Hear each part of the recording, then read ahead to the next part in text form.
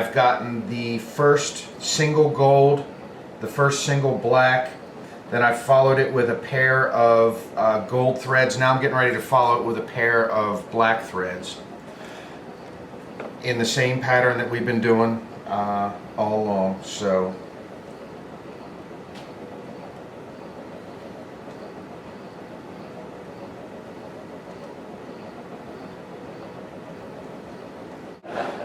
for the first time person doing this might take probably, I'd say probably 2 hours or so, or more. This is gonna, hopefully I'm gonna be done with this in about a half hour. So just keep plugging away at it and laying the threads down. You can see how nicely they're going down in line. So when you get into weaves, they're a little more intricate and a little more time consuming. I just don't have the time to sit down and devote six to 8 hours to a weave on a rod. So I tend to stay with the pattern designs, whether it's a chevron or a diamond wrap or something like that. Now if somebody wants one of these intricate weaves, I can do it, but I just need to watch the time. So now we're on to the 4 threads. I'm going to be pulling these 4 threads, and you're really going to see this. This is the final, actually 2. I got to do 4 with gold and 4 with black, and then this wrap will be done.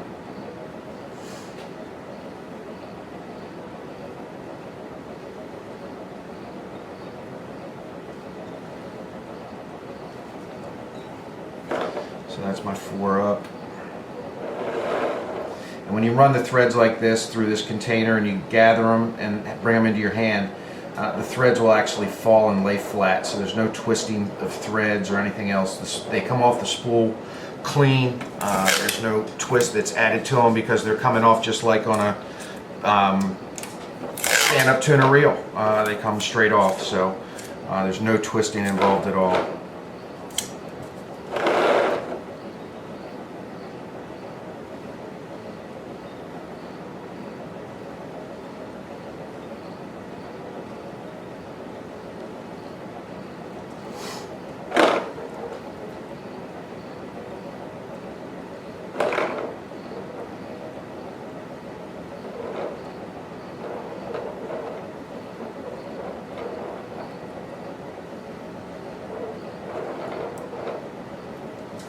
So that's my 4 pass on the gold. Now I'll do my 4 pass both sides on the black, and this wrap will be done.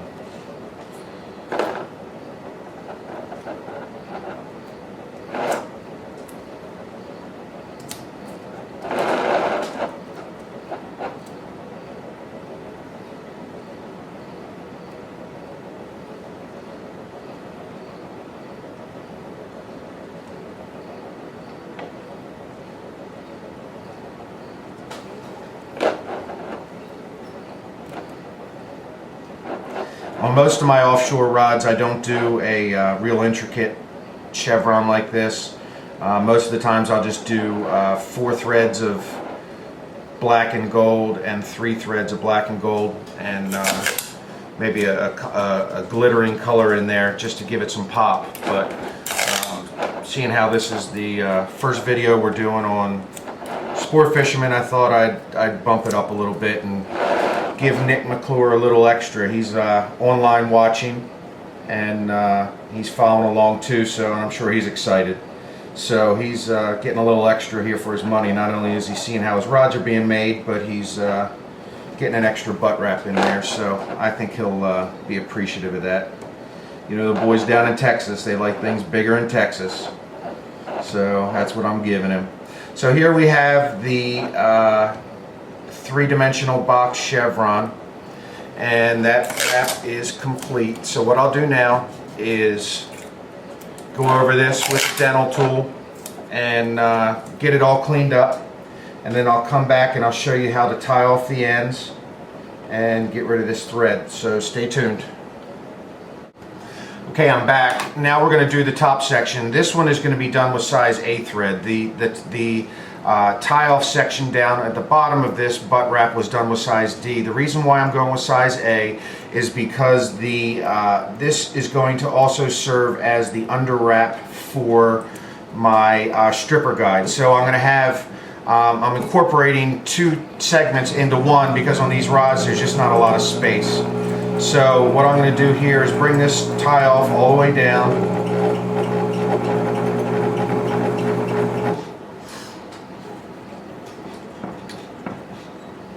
And you're going to see from time to time I have to stop and back up. That's thread that's gone over top of itself. So I'm down here to the edge of the abalone, and what I'm going to do is actually bring this up over the top of the abalone, and then once I'm over top and I've got a nice solid base up top here, I'm going to push that and pack it back down so that it goes down and covers that crease, the edge, I should say, the seam of the abalone veneer. So one of my little things that I have to do to keep it presentable. So I push that back down, and now I'm going to start going back down the other way.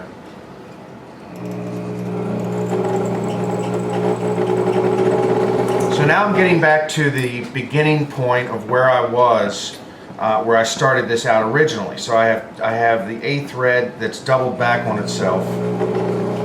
So what I need to do is cut these threads that are sticking out, that are the extras from the butt wrap. You're going to do this, and I'm not applying a lot of pressure, I'm just applying enough pressure so that I can get those threads out of the way and get them cut. So now that I have it cut, I'm going to come all the way down to the end of this and actually extend past it and go all the way up to the top, or the bottom I should say, of the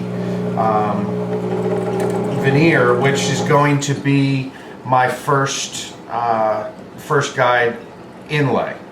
So I'm kind of trying to work everything together here and get it all to sit right, and it's the best way I've come up with so far to do that. So I'm going to work it up to this edge, and it should turn right back on itself and is going back the other way, which is exactly what I want. So what I'm doing here is stopping, and then I'm going to insert the winding check and finish this off at the center where I started originally, and everything is equal in thickness and with regards to the A thread. Now, of course, you have the thread from the butt wrap underneath, which makes that section a little bit larger, but the difference is negligible. So that's all complete, and pan in a little bit so you can see. But that's your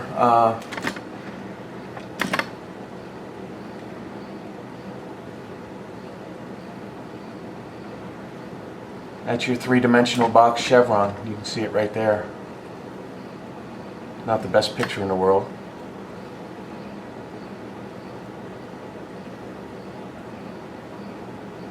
So there we go. Now we're going to get going in the next videos on doing the under wraps and the over wraps on the guides, as well as trim tabs, and we're one step closer to the end. So stay tuned.